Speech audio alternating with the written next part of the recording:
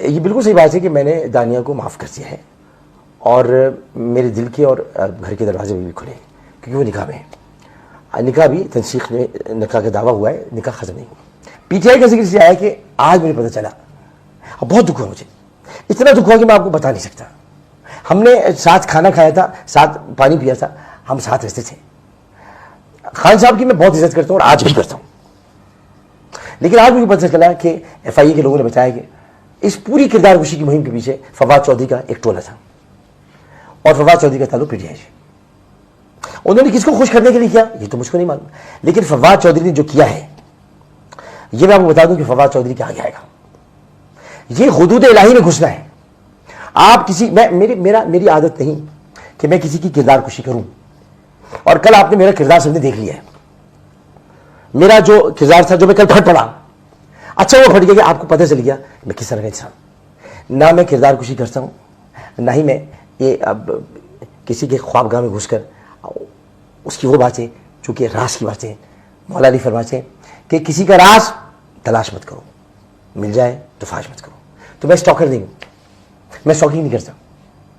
میری 2 بیویاں کرتی تھیں اسٹاکنگ, نہیں میں نہیں کرتا. اسے کہ اسٹاکنگ کرنا بری بات ہے. کسی کی تاک جھانک کرنا, اس کے بارے میں جاننا, ٹو لگانا, یہ سب بری بات ہے. اللہ تعالیٰ نے منع کیا ہے. میں بہت کچھ کہہ سکتا ہوں, میں بتا سکتا ہوں خالد صاحب کے بارے میں کہ ان کی شادی کا کیا معاملہ تھا. میں بہت کچھ کہہ سکتا ہوں فواد کے بارے میں. میں کافی کچھ بتا سکتا ہوں علی زیدی کے بارے میں. آپ کو تو نہیں پتا ہوگا علی زیدی کی 2 بیویاں ہیں, لیکن میں بتا سکتا ہوں. اسی طرح بہت ساری باتیں, لیکن میں ایسا نہیں ہوں کہ میں ایسی باتیں کروں آپ کے سامنے کہ جس سے آپ کو تکلیف ہو, اور آپ کو کیا تکلیف ہوگی اللہ تعالیٰ کو گوارا نہیں ہے. تو میں یہ باتیں نہیں کرنا چاہتا, لیکن یہ کہنا ضرور چاہوں گا کہ آپ نے اچھا نہیں کیا.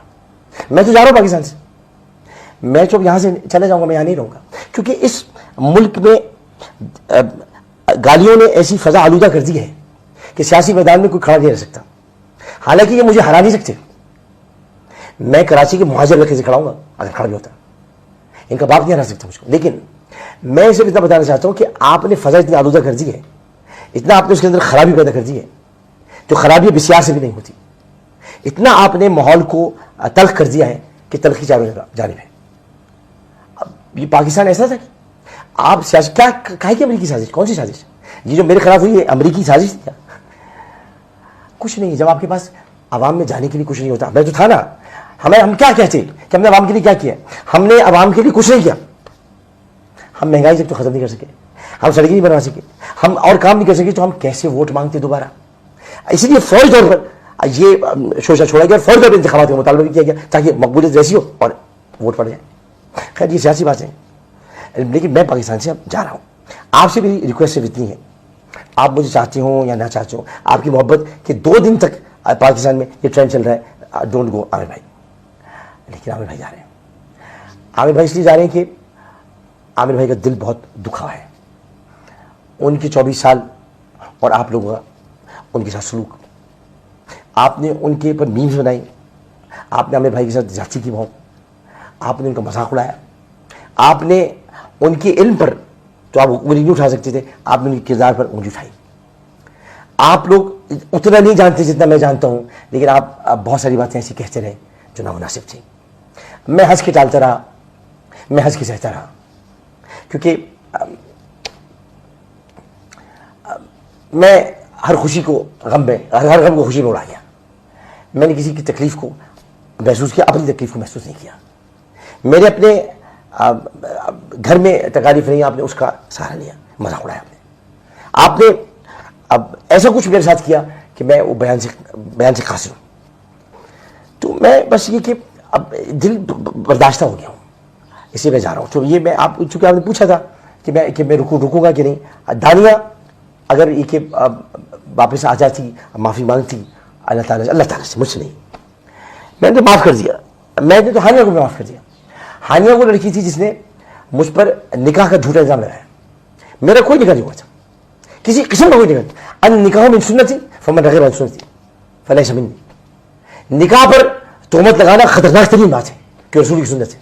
میں اس کو اسی بات سے روکتا تھا, بھائی تم نے نکاح جب نہیں کیا تم کیوں ایسی باتیں کرتے ہو؟ 3 ملاقاتیں, ایک دفعہ گھر میں کھانے کے لیے, ایک دفعہ مدد کے لیے, بس.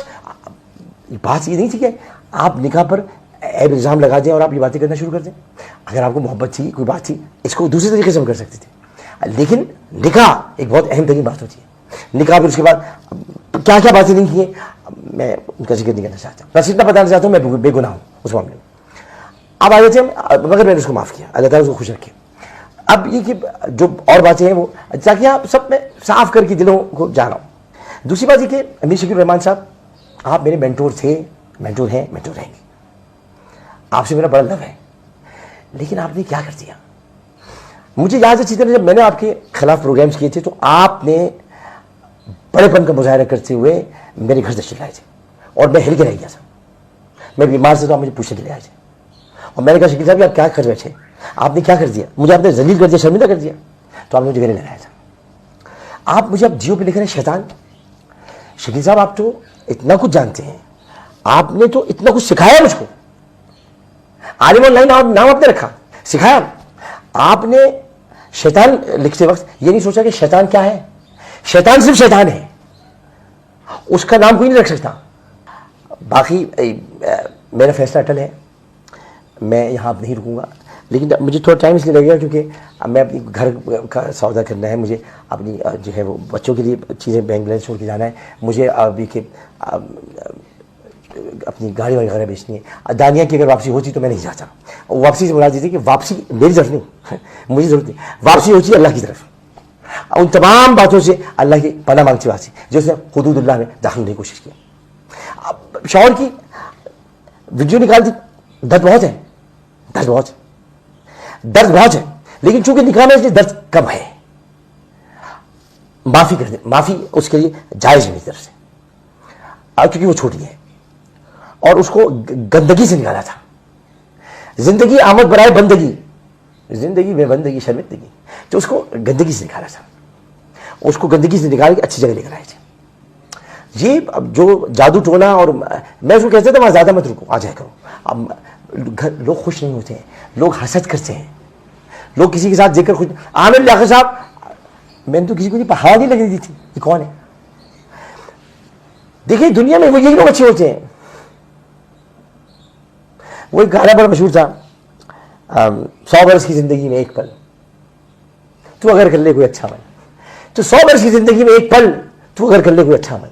मैंने बड़े बुरे अमल किए, जो एक अच्छा अमल था अल्लाह ताला से अपनी बारगाह में कबूल करता, आज दानिया वापस आ जाए। मैंने अभी कहता हूँ कि दिल के और घर के दरवाजे खुले हैं, अब मेरी तरफ से सिवाय माफ़ी के और कुछ नहीं है, और माफ़ करने वाले को अल्लाह ताला पसंद करता है। और उसके बाद मैं आप सब लोगों से कहना चाहता हूँ कि अपने मुल्क का बहुत ख्याल रखें, वतन का बहुत ख्याल रखें। हालात सही नहीं है, नफ़रतों को कम करें, मोहब्बतों को बढ़ाएं। मैं सारी ज़िंदगी टेलीविज़न पर ये दर्ज देता रहा, इसको ख़त्म करें, चीज़ों को तलखियाँ ख़त्म करें। खालिद साहब तलखियाँ ख़त्म करें, आप बहुत बड़े आदमी हैं, यू आर बिग मैन, आपके पास बहुत कुछ है कहने के लिए। आप देखिए मेरे घर में क्या हुआ, आपने 2 दिन से मैं आपकी ट्रेंड चलता था इंपोर्टेड हुकूमत नामंजूर, 2 दिन से ट्रेंड चल रहा है, डोंट गो आमिर भाई।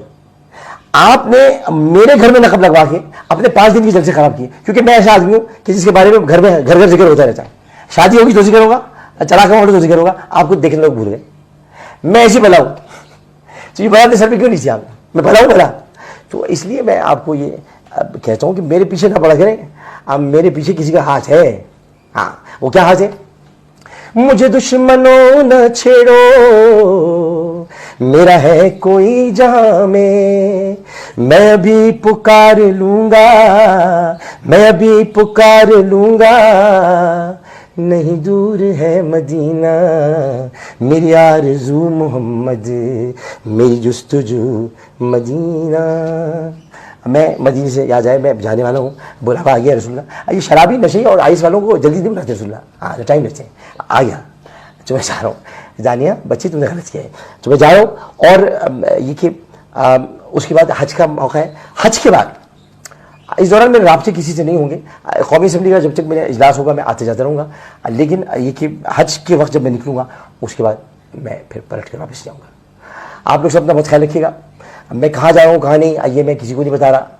हो सकता है मैं एक था टाइगर के सलमान खान की तरह क्यों चले जाऊँ, किसी को पता नहीं चलेगा, लेकिन मैं बताना नहीं चाहता। अब मैं अब गुमनामी की ज़िंदगी गुजारना चाहता हूँ, मेरी खबर भी गुमनाम हो, मैं खुद भी गुमनाम हूँ और मैं गुमनाम हो जाऊँ। नाम बहुत कमा लिया, नाम रहे बस अल्लाह का। اللہ حافظ.